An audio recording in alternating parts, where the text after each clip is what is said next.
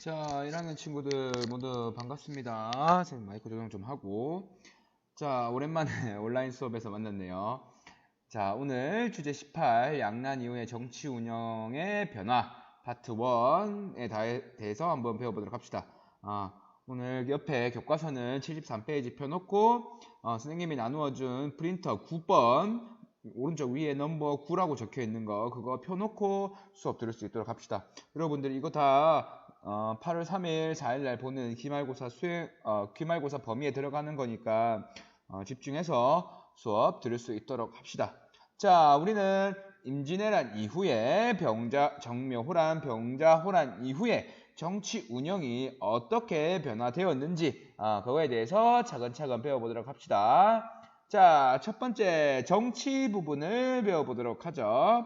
자, 정치 부분에서 제목이 통치체제의 개편과 붕당 정치의 변질이라고 되어 있습니다. 먼저 통치체제의 개편을 배워보도록 합시다. 원래 임진왜란 이전에 정도전이 조선을 건국하고 나서 조선의 국가는 정치는 이렇게 이루어져야 된다고 했을 때 그가 정했던 조선의 정치 방식은 이런 방식일 겁니다. 6조에서 최하위에 잠시만요. 여기 이호래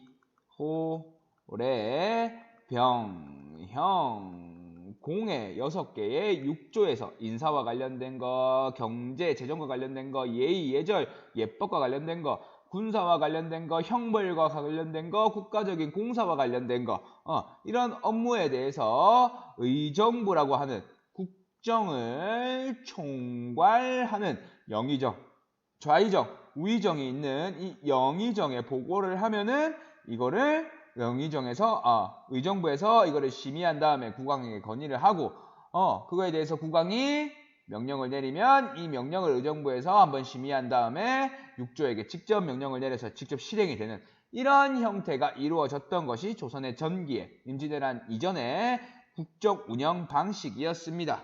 자, 그런데 임진왜란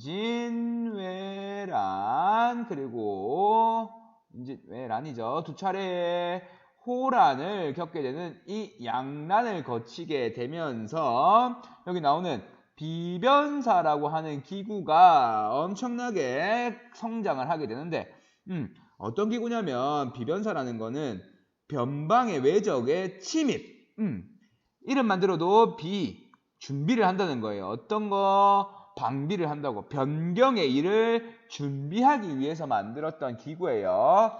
자, 변방의 국가의 우리 변경, 여진족과 맞닿고 그리고 일본과 맞닿는 이런 외적의 침입이나 국가적인 비상사태가 발생했을 때 의정부나 육조 이런 정상적인 원래 이루어지는 국정운영 방식으로서는 절차가 너무 복잡하고 시간이 오래 걸리니까 자, 중요한 군사 정책을 결정하기 위해서 비상사태에 소집되었던 회의기구를 비변사라고 합니다. 알겠죠? 비변사. 그런데 잠시만요. 이거 좀 지우고 자, 그 회의기구를 비변사라고 해서 일이 생길 때만 열렸던 임시기구였는데 임진왜란을 거치면서 임진왜란 때 항상 이 비변사에서 모든 결정을 내렸어요. 왜? 임진왜란은 항상 비상사태니까. 그래서 임진왜란 때 항상 열리는 상설기구가 되고 상설기구, 이전에는 임시기구에서 일이 생겼을 때만 열렸던 임시기구에서 임진왜란을 거치면서 비변사는 상설기구가 되고 국정을 총괄하는 기구를 이제는 의정부에서 비변사로 넘어오게 됩니다. 국정 총괄하는 기능을 가지게 되는 거죠. 이렇게 그림에서와 같이 대신들이 모여서 이 비변사에 모여서 국정을 총괄하고 군사적인 것뿐만 아니라 인사, 행정, 재정, 예법 다 이 비변사에서 결정을 했던 거예요. 자, 근데 그렇게 된다면은 이렇게 비변사의 권한이 강해지면 기존에 있던 잠시만요.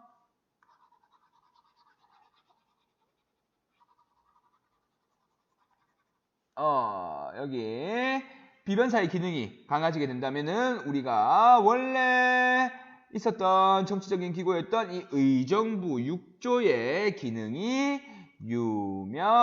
유명무실화 되는 거죠. 이름만 있고 전혀 실용이 떨어지는 그렇게 모든 중요 정책은 비변사에서 결정하는 그런 시스템으로 되는 겁니다. 자, 먼저 정치적으로 비변사의 기능이 강화되었다가 첫 번째 기능이겠죠. 그리고 군사적으로는 잠시만요. 자, 군사적으로는 원래 조선 세조 때 운영되던 군대가 오위제라고 하는 군인데 이거 중앙군이에요. 중앙군. 중앙군이란 거는 수도 서울, 한양을 지키는 군대 5개의 위로 이루어진 오위제가 원래 조선의 군사 정책이었어요. 군사 기구이자 군대 제도였어요. 그런데 임진왜란이 되면서 점점 군사제도가 바뀌기 시작해요. 먼저 여기 있는 훈련도감이라는 것도 생기고 시간이 지나면서 필요에 따라서 수도를 방어를 하기 위해서 어영청, 북한산성을 수비하기 위해서 총융청, 남한산성을 수비하기 위해서 수어청, 병자호 오란이 터진 이후에 수도 방어를 위해서 금이영 이런 군대들이 신설되면서 기존의 오위제가 없어지고 이 5개의 군대로 이루어진 오군영 체제가 이루어지게 됩니다. 오군영 체제. 중앙군사 제도는 오군영 체제로 바뀌게 됩니다. 여러분들 훈련도감, 어영청, 총융청, 수여청, 금이영 이런 거 다 알 필요는 없지만 그래도 중요한 훈련도감 정도는 알아야겠죠. 훈련도감 같은 경우에는 일본의 조총부대를 상대하기 위해서 명나라의 병법을 받아들여서 직업군인 제도를 실시해서 보수 조총부대죠. 사수 같은 경우에는 활 쏘는 부대, 살수 같은 경우에는 암살부대 이런 삼수벽을 만들어서 이루어졌던 직업군인이 훈련도감입니다. 이들에게는 삼수미세라고 하는 쌀도 지급을 하는 훈련도감 정도는 알아두고 임진왜란 이후에는 중앙군이 오군영 체제로 바뀌었다 정도 알면 되겠습니다. 자, 그리고 수도 서울만, 한양만 우리나라가 아니죠. 각 지방, 김해, 선생님이 살고 있는 사천, 진주, 부산 이렇게 각 지역을 지켜야 되는 군대가 필요한데 그거를 지방군이라고 하는데 이 지방군, 뭐든지 중앙군에 있는 지방군이든 이 군대에 가서 군역에 종사하는 사람들은 누구였죠? 16세에서 60세 사이에 선생님이 양인남자라고 항상 얘기하죠. 양인남자. 그렇다는 것은 선생님이 노비는 사람이라고 그랬어요? 아니라 그랬어요? 아니라 그랬죠. 얘들 군대 안 간다. 그래서 이 노비들은 지방군에도 중앙군에도 편성되지 않았다라고 했었죠. 자, 그런데 이 임진왜란과 호란을 거치면서 이 전란 상황에서 남자 하나가 군사 하나가 아까운 상황에서 노비는 군대 오지 마라고 할 수 없었겠죠. 그랬기 때문에 임진왜란 때 양천 혼성군 미안해요. 다시 여기 양인과 천인으로 모두 이루어진 혼성군인 속오군이 만들어지게 됩니다. 양천 혼성군, 양인도 들어갔고 천인도 들어가고 그전에는 천인은 군대를 가지 않았는데 임진왜란 호란을 거치면서 군대에 가게 됩니다. 속오군이라는 군대에 편성이 되면서. 알겠죠? 자, 그렇다는 것은 결과적으로 조선 후기 임진왜란 호란 이후에 양란 이후에는 크게 중앙군으로서 오군영 체제와 그리고 여기 나와 있듯이 지방군으로서 양천 혼성군인 속오군 체제로 이루어지게 됩니다. 알겠죠? 군사제도는 오군영 소국은 앞에 배웠던 정치제도는 누구의 기능이 강화되었다? 비변사의 기능이 강화되었다. 지금 이거 3개 배웠어요. 3개. 알겠죠? 자, 여기서 뭐 어영청, 총영청, 수요청, 금이영 이런 거는 외우지 마요. 중요한 훈련도감 정도는 임진왜란 중에 만들었던 훈련도감 정도는 꼭 알아두도록 합시다. 알겠죠? 자, 그리고 이제는 붕당 정치의 변질에 대해서 배워보도록 합시다. 동치체제의 개편은 배웠습니다. 붕당 정치의 변질에 대해서 보도록 합시다. 붕당 정치는 우리 지난 시간에 배웠었죠. 붕당이라는 것은 정치적 뜻을 같이 하는 그리고 한 스승에서 배운 항맥가 그리고 지연 같은 지역을 기반으로 한 이런 사람들이 모인 정치적 집단이라고 했었죠. 자, 조선에서는 먼저 이거 좀 지우고. 자, 이 조선의 기본 정치는 모두 공론 정치라고 해서 국왕 한 명이 정치를 하는 것이 아니었죠. 양반 4대부들이 참여를 해서 함께 협의하고 논의하고 논쟁하는 걸 통해서 타협을 통한 그런 정치가 이루어졌던 것이 조선의 정치였었어요. 정도전이 꿈꿨던 정치 형태이기도 하죠. 이것을 반대해서 태종 이방원이 정도전을 죽이기도 하죠. 어쨌든 조선은 이런 정치가 이루어지게 되는 게 원래 목표였어요. 공론 정치가. 자, 붕당 정치가 이루어지면서도 붕당들끼리 타협과 논의 논쟁을 하면서 공론 정치가 이루어지길 바랬던 거죠. 자, 근데 이 붕당 정치가 변질되기 시작해요. 처음에 선생님 인조 반정이 시작됐다고 했죠. 진저 반정 배웠었죠. 광해군의 중리배교 그리고 폐모살제에 반대를 해서 서인이 주도를 하고 남인이 참여를 해서 광해군을 제거를 하고 인조를 세웠던 것이 인조 반정이라고 했었죠. 선생님이 지나가는 말로 그 전에 금방 설명했는데 서인이 주도하고 남인이 참여를 했어요. 그렇기 때문에 인조 반정 이후에는 정계에 남아있는 사람들은 서인과 남인이겠죠. 이 서인과 남인이 인조 시대에는 상호 비판하면서 공존하는 붕당 정치가 잘 이루어지던 그런 시대였어요. 인조 시대 때는. 자, 그런데 자, 한번 볼까요? 인조는 아래에 여기에 부인이 미안해요. 자, 의 대비라고 있고 부인이 자식이 소현세자 그리고 복림대군이라고 하는 아들이 있었는데 첫째 아들인 소현세자가 죽고 인조는 다음 왕위를 이 복림대군에게 넘깁니다. 미안해요. 이거 효종때 아니고 현종때예요. 현종때. 다시 고칩시다. 자, 이 복림대군이 인조 다음에 효종으로 오르고 이 효종의 비 사이에서 낳은 게 현종입니다. 일단 이것까지만 알고 복림대군은 둘째 아들이라는 거 정도 알면 되는데 인조 때는 아까 서인과 남인의 상호 비판과 공존의 붕당 정치가 잘 이루어지고 있는 상태였습니다. 자, 그런데 이 복림대군 둘째 아들이 왕위에 오르고 효종이 죽고 나서 문제가 발생을 해요.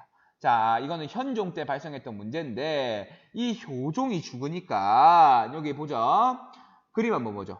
효종께서는 둘째 아들로서 왕위를 이으셨으니 근데 효종이 죽었다고 했죠. 효종이 죽었으니까 국장이 이루어지게 되겠죠. 국가적인 장례가 이루어져야 되니까 상복을 입어야 되는데 효종의 어머니였던 자의대비가 살아있는 상황이었어요. 조대비라고 하는데 이 자의대비가 살아있었는데 이 대비께서는 1년 상복을 입었었어요. 원래 왕이 죽으면은 어머니든 누구든 3년간 상복을 입는 게 일반적이었는데 여기 나오는 서인들은 효종이 둘째 아들이니까 3년 정도 입을 필요 없다. 몇 년간 입자? 1년만 입자라고 주장을 하죠. 자, 그런데 남인 같은 경우에는 효종께서는 왕이다. 둘째 아들이고 나발이고 왕이다. 왕은 일반 4대부와 예법하고 같이 할 수 없다. 4대부들이 뭐 첫째 아들이라고 몇 년 지내고 둘째 아들이라고 몇 년 지내고 이렇게 하는데 그런 거 없다. 왕의 예법에서는. 왕께서는 왕이 돌아가셨으니까 효종이 돌아가셨으니까 당연히 대비는 3년간 상복을 입어야 됩니다. 라고 하면서 이 자의대비가 효종이 죽고 몇 년간 상복을 입어야 되는지 이 상복 입는 예법을 두고 남인과 서인간 치열하게 다투었던 게 이 바로 예송 논쟁입니다. 자, 이 내송 논쟁이 일어나면서 서인과 남인의 대립이 격화가 되게 되죠. 자, 그래서 치열하게 싸우게 되는데 이거 잠깐만 치울게요. 자, 결국에는 여기서 서인이 승리를 하게 됩니다. 자, 그렇지만 계속해서 남인과 싸우고 있었죠. 자, 그런데 효종 때는 이렇게 예송 논쟁으로서 서인과 남인의 대립이 격화된 상황에서 이제는 현종도 죽고 현종 다음에 숙종이 왕에 오르게 됩니다. 여기 나오죠. 숙종 때라고. 자, 숙종은 아버지 현종 때 서인과 남인이 치열하게 대립하는 것으로서 정치가 마비되고 계속된 다툼으로 정치가 제대로 이루어지지 않는다는 것을 보았고, 자, 그랬기 때문에 숙종은 이렇게 더 이상 서인과 남인이 대립하는 것을 막기 위해서 어떻게 하냐면 숙종은 환국 정치라 그래서 이렇게 대립 못하게 모든 권력을 한쪽 붕당의 힘에 모두 실어주었어요. 그렇기 때문에 처음에는 서인에게 힘을 실어주었으면은 남인은 싸그리 제거해버리고, 자, 서인이 너무 부정부패가 심하고 정치를 농단을 하면은 이제는 서인을 싸그리 없애버리고 남인에게 모든 힘을 줘버리는 이렇게 정치적 국면을 바꿀 환자거든요. 우리 환전 할 때 쓰는 그 환인데 이 정치적 국면을 확 서인에게 한번 확 바꿔버리고 남인에게 한번 확 바꿔버리는 이런 환국 정치를 실시하게 되죠.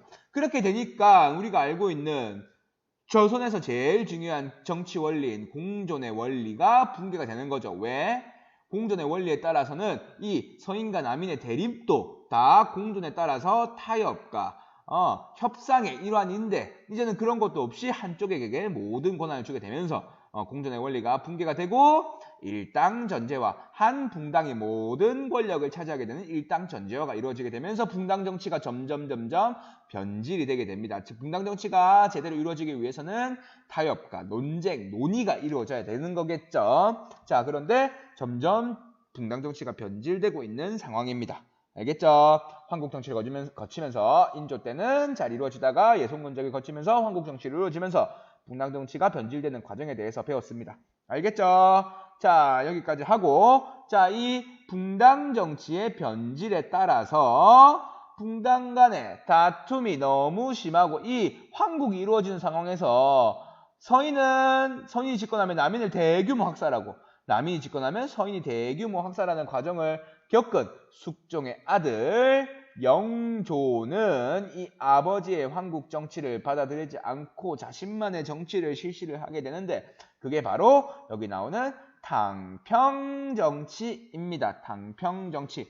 영조는 즉위하자마자 했던 말이 군주권 아래, 내가 있는 한 군주권 아래에 붕당정치는 용납할 수 없다라고 하면서 붕당정치 자체를 부정을 하고 어떻게 하냐면 밑에 학습지 보면은 영조는 당평파를 육성을 해요. 이제는 서인, 남인 이렇게 박터지게 붕당 간에 다툼하지 말고 이제는 영조 때는 당평파라고 하는 당평정책, 붕당 간의 다툼을 없애는 평온한 정치를 인정하는, 받아들이는 그런 사람들만 등용해서 쓰겠다. 그 사람들만 당평파로 육성해서 정계에 심겠다라고 하는 정책을 피죠.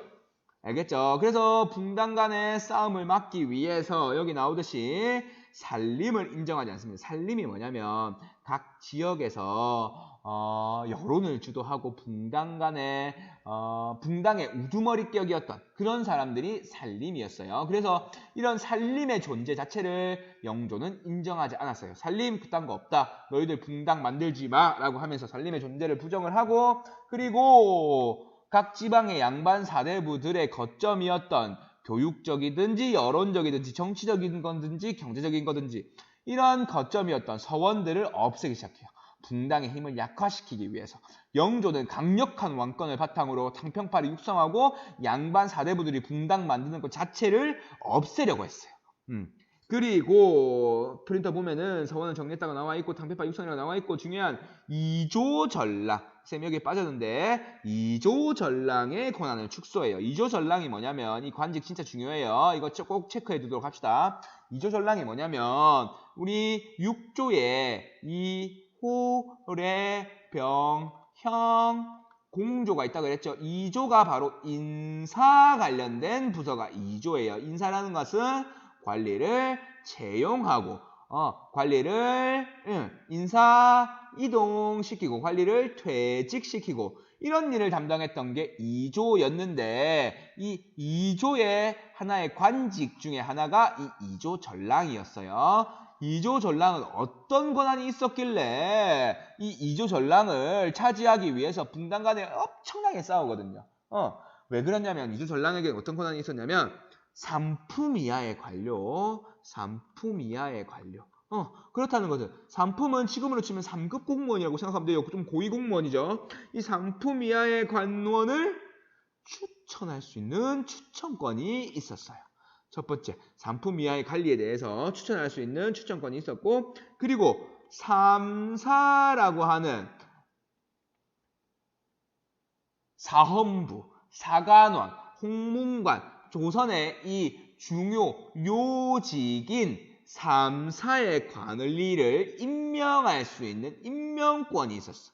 엄청난 요직인 이 관청의 관리를 임명할 수 있는 임명권이 이조 전랑이 쥐고 있었어요. 자, 그리고 이조 전랑은 자신의 후임을 추천할 수 있는 추천권도 있었어요. 자, 이 엄청난 인사적인 기능, 이 이조 전랑을 차지하면은 그 붕당이 곧 권력을 차지하는 붕당이었기 때문에 각 붕당이 이조 전랑을 차지하기 위해서 엄청나게 싸워요. 자, 그러니까 영조는 이 이조 전랑을 자체를 약화시킴으로써 붕당이 더 이상 대립을 하지 못하고 붕당 자체의 힘을 약화시키려고 했던 거죠. 이조 전랑의 권한을 축소시키고 약화시키려고 했다는 게 엄청나게 중요한 거겠죠. 자, 그리고 자신의 뜻을 널리 알리기 위해서 당평비라는 것도 건립을 하게 되는 거죠. 영조는 이런 식으로 붕당 간의 대립을 낮추기 위해서 노력을 했었어요. 영조의 당평, 완론 당평 이런 거 몰라도 되고 줄론 당평 이런 것도 몰라도 돼요. 중요한 거는 여기 산림의 존재를 인정하지 않고 서원을 정리하고 축소하고 그리고 이조 전랑의 권한을 약화시키고 당평비를 건립하고 당평파를 육성하고 이런 것들이 영조의 당평책으로 중요한 것들이겠어요. 자, 그리고 정치적으로 자, 경국대전이 언제 만들어졌었죠? 조선 성종 때 만들어졌었어요. 성종 때. 자, 영조는 어떤 인물이에요? 성종 이후에 약 200년의 시간이 지난 시대의 인물이에요. 자, 200년의 시간이 지났지만 여전히 조선의 법은 경국대전이죠. 자, 우리가 지금 200년 전에 법을 적용한다고 보세요. 이 시대에 맞는 법인가요? 아니겠죠. 자, 시간이 지나면서 경국대전이 너무 옛날 법이 돼가면서 현대, 그 당시에 현대죠. 그 당시에 맞는 현실적인 법이 필요했던 거죠. 백성의 삶에서. 그래서 영조 같은 경우에는 이 경국대전의 속편이라고 할 수 있는 속대전을 편찬하게 됩니다. 알겠죠? 자, 백성들의 생활을 안정시켜주고 법이 현실에 맞게 적용될 수 있게 하기 위해서 속대전이라고 하는 법도 만들게 되죠. 위에까지가 당평정치의 일환이었다면 속대전 같은 경우에는 백성들의 삶을 안정시키고 법치가 잘 이루어질 수 있도록 만든 게 속대전인 거죠. 자, 그리고 영조 같은 경우에는 경제적으로 균역법이라고 하는 법을 실시하게 되는데 이 내용에 대해서는 다음 시간에 정확하게 배워보도록 합시다. 이거 수치제도인데 세금 걷는 제도인데 결국에는 군포, 군대 대신 내는 분대간 대신 내는 군포를 원래는 면포 두 필에서 한 필로 깎아줬던 걸 균역법이라고 해요. 균역법. 백성들의 삶을 조금 살기 좋게 하기 위해서 만들었던 법이라고 생각하면 될 거예요. 알겠죠? 자, 그리고 사회적으로는 사형제 같은 경우에는 삼심제, 지금과 같이 3번 이상, 3번 이 사람이 사형이 맞는지 한번 고심을 하게 만드는 삼심제가 실시가 되고 신문고, 국민들이 억울한 일이 있을 때 이 신문고를 치면서 억울한 일을 말하게 하는 신문고가 설치되게 됩니다. 이전에 이 신문고는 태종 이방원 때 만들어졌다가 이후에 없어졌는데 이 영조 때 만들어지게 되면서 신문고가 백성들의 소리를 듣겠다라고 하는 영조의 뜻을 잘 반영하고 있죠. 자, 이 영조가 이제 죽고 난 다음에 그 다음에 이 할아버지의 뜻을 이어받은 사람이 정조였죠. 자, 여러분들이 알고 있듯이 정조의 아들 누구였죠? 영조의 아들 누구였죠? 사도세자였죠. 이 사도세자의 아들이 정조였습니다. 이 사도세자가 왜 죽었는지에 대해서 선생님이 여기서는 일일이 설명을 하진 않을게요. 어쨌든 영조 다음에 임금에 오른 정조는 할아버지의 뜻을 이어받았지만 그래서 붕당 간의 다툼을 없애려고 노력했지만 할아버지와는 다른 방식의 당평정치를 실시를 하게 됩니다. 먼저 밑에 프린터 보면은 할아버지는 영조는 자신의 말을 듣지 않는 사람들은 등용하지 않고 자신의 말을 듣는 당평파만 육성시켰다면 정조 같은 경우에는 그렇게 하지 않고 그 전에 있었던 노론, 소론, 남인을 고루 등용하는 정책을 통해서 당평정책을 실시를 합니다. 자, 노론, 소론은 다 서인이 분화가 된 게 노론이고 서론이에요. 자, 당평정책, 노론, 소론, 남인을 고루 등용하는 당평책을 실시를 하게 되는데 정조 같은 경우에는 이런 당평책, 자신의 개혁 정책을 실시하기 위해서 여러 가지 정책을 피게 됩니다. 먼저 첫 번째, 자신의 현실 개혁을 위해서 규장각을 설치를 하게 되는데 규장각은 왕실 도서관이었어요. 왕실 도서관. 정조의 개혁은 중요하니까 하나 정확하게 봅시다. 왕실 도서관으로서 출발한 이 규장각은 정조가 만들었던 이 규장각은 이후에 정조의 개혁 정치를 뒷받침하는 핵심 기구로 자리 잡게 됩니다.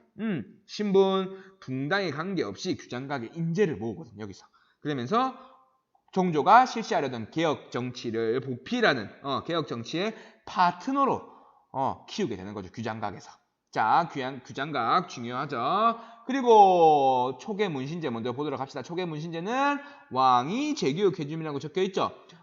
정조가 개혁적인 당평정치를 실시하려고 하는데 여기에 관료들이 따라오지 못하는 상황이 발생하니까 정조 같은 경우에는 하급 관료나 초임 관료를 상대로 해서 자신의 개혁 정책을 뒷받침할 수 있도록 재교육시켰던 것을 재교육을 시키는데 그게 바로 초계 문신제가 되겠습니다. 재교육시키는 거 하급 관료나 초임 관료를 대상으로 신규 관료를 대상으로 왕이 재교육을 시키는 것을 초계 문신제라고 하고 모두 다 왕권 강화와 정조의 개혁 정책을 뒷받침하기 위해서 실시되었던 것이라고 보면 되겠죠.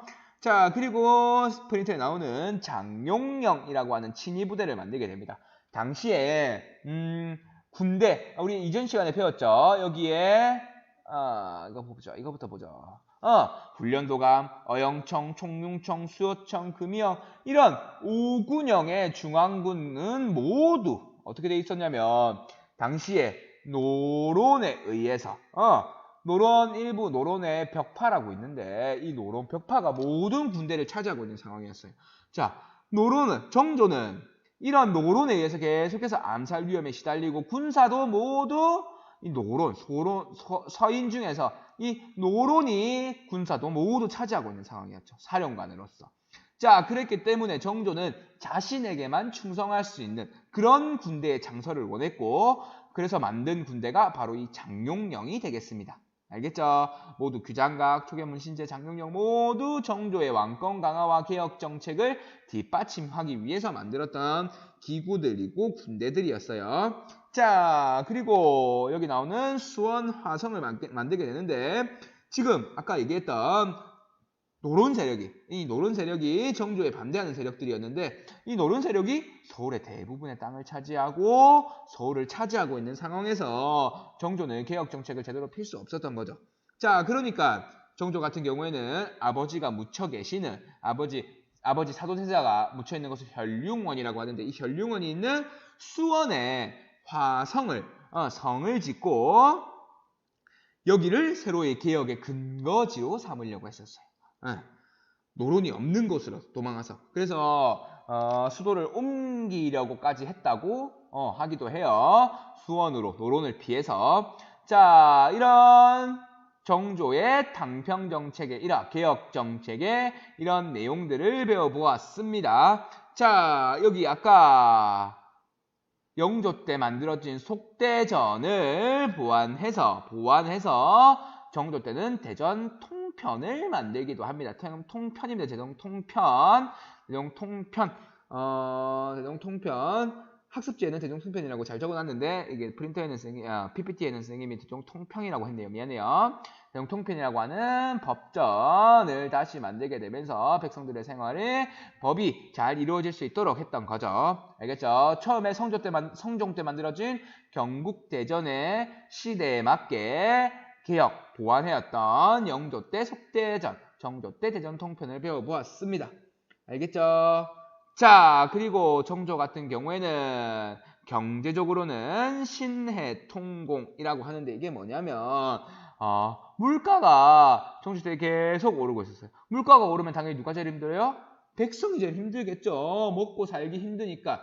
먹고 살 쌀을 구하기 힘들어지게 되는 거죠. 가격이 계속 오르니까.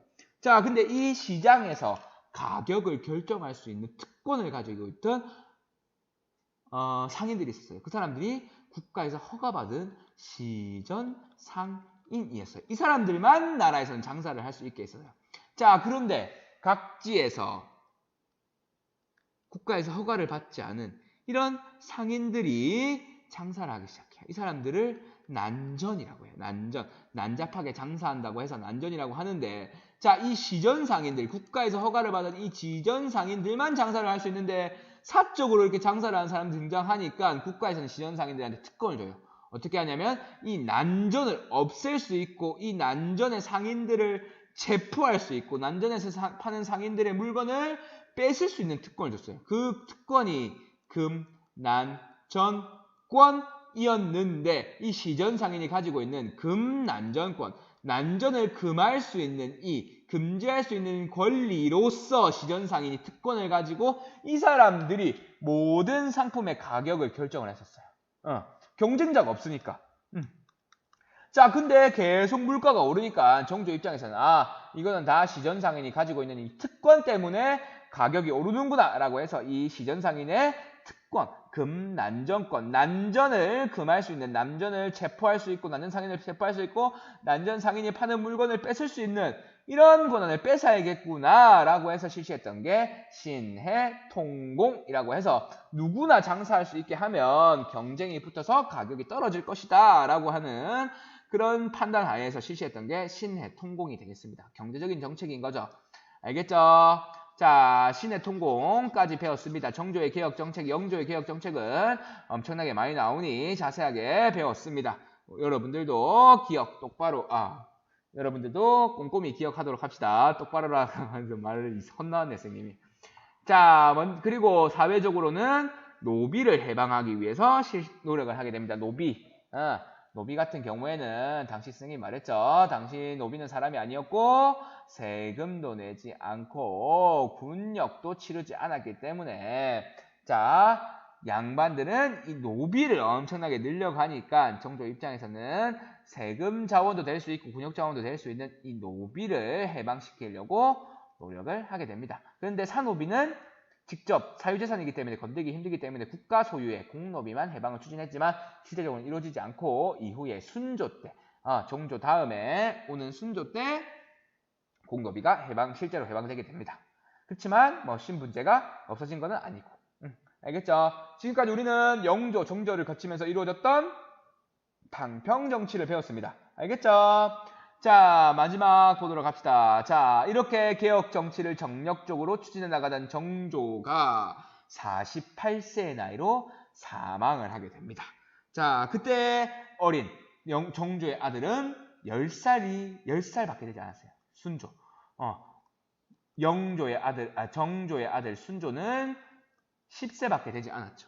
자, 이렇게 붕당간 서인이 계속해서 지금 강력한 왕권이 있었던 정조까지도 죽이려 했던 이 노론이 이 10살이 밖에 안 되는 순조를 또 언제 해야 할 줄 몰랐어. 붕당간의 다툼에 이 어린 순조가 또 휘말릴지 모를 걸 걱정한 정조는 이 어린 순조를 누구한테 맡길까요? 바로 여기 있는 김조순. 김조순은 바로 정조의 장인입니다. 정조의 장인. 정조의 장인 김조순에게 미안해요.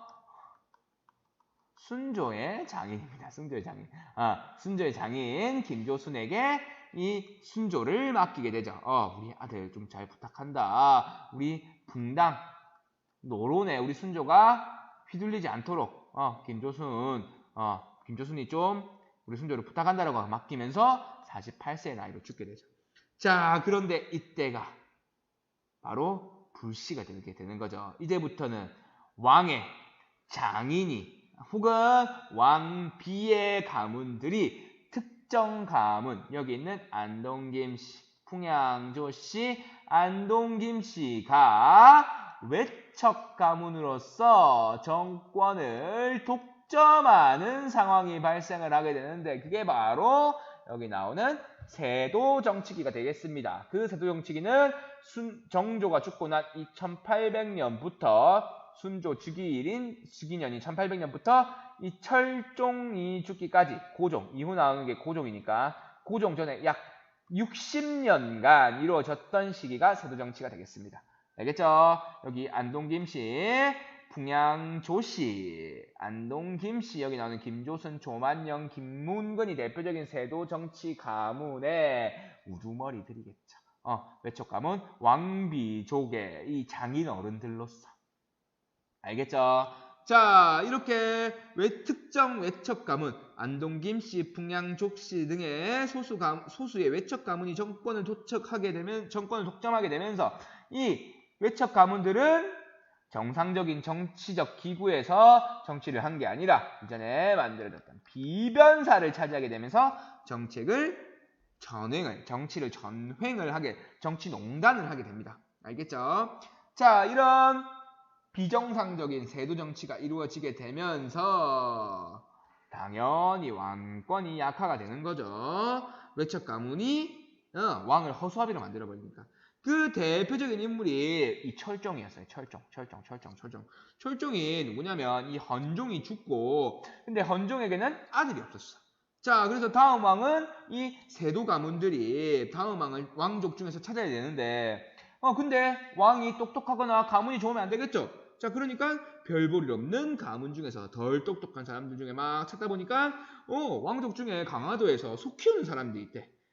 그 소문을 듣고 강화도 가가지고 이 강화도령이라고 불리는 이 왕족을 데리고 오는 거죠. 그래서 왕으로 세우는데 그게 바로 철종이 되겠습니다. 알겠죠? 자, 왕권이 약화되고 이제는 플러스 세도 정치의 결과 왕권이 약화되고 두 번째로 공론 정치가 붕괴가 됩니다. 공론 정치라는 것 선생님이 아까 얘기했죠. 군주나 특정 봉당이 권력을 독점하는 게 아니라 그랬죠. 자, 양반 사내부 모두가 참여해가지고 토론, 논쟁 이런 걸 통해가지고 정치적으로 타협을 통해서 결정을 하는 게 공론 정치인데 세도 가문이 정치를 독점하게 되면서 이렇게 공론 정치 이루어질 수 있을까요? 없게 되죠. 세도 가문에 의해서 특정 외척 가문이 정치를 독점하게 되면서 공론 정치가 이루어지지 않게 됩니다. 그렇기 때문에 공론 정치가 붕괴가 되는 상황이 발생하게 되고, 자, 그리고 정상적으로 정책이 이루어지기 위해서는 왕, 의정부, 육조 이렇게 체계적인 정치가 이루어져야 되는데 그렇게 이루어지지 않게 되면서 정치 기강이 문란해지게 되고 이런 비변사 같은 기구에서 모든 것을 결정하게 되게 됩니다. 정치 기강도 문란해지게 되는 상황이 발생을 하게 되죠. 자, 세도 정치의 결과들 보았습니다. 자, 그리고 이렇게 왕권이 약화되고 공론 정치가 붕괴되고 정치 기강이 문란해지면서 관리가 되기 위해서 그리고 좋은 곳에 가기 위해서 막대한 돈을 들여서 관직을 사고 파는 일이 엄청나게 많이 발생하게 됩니다. 사또들, 수령들은 좋은 곳에 발령받기 위해서 이 세도 가문들에게 엄청나게 뇌물을 주고, 자, 그리고 수령이 되기 위해서 관직을 사기까지 하는 이런 일이 발생을 하게 되는 거죠. 자, 그렇기 때문에 메간 매직을 막대한 돈을 들여서 메간 매직을 통해서 관직에 오른 수령들은 자기 본전 생각이 나겠죠. 그래서 자기 본전을 되찾기 위해서 백성들을 엄청나게 수탈을 하게 됩니다. 자, 그리고 뿐만 아니라 중앙 정치도 혼란스러운 상황에서 특정 정치 가문이 세도 가문이 정치를 전행을 하니까 중앙 정치가 혼란한 상황에서 지방에 대한 통제가 점점 약화지게 되는 거죠. 플러스 4번으로 지방 통제 약화로 수령의 수탈이 심해지는 엄청나게 농민의 수탈이 심해지는 상황이 발생을 하게 되고 밑에 나오는 삼정의 문란이라고 하는 엄청난 백성들의 고통을 겪게 되는데 삼정의 문란은 다음 시간에 자세히 배워보도록 합시다. 알겠죠?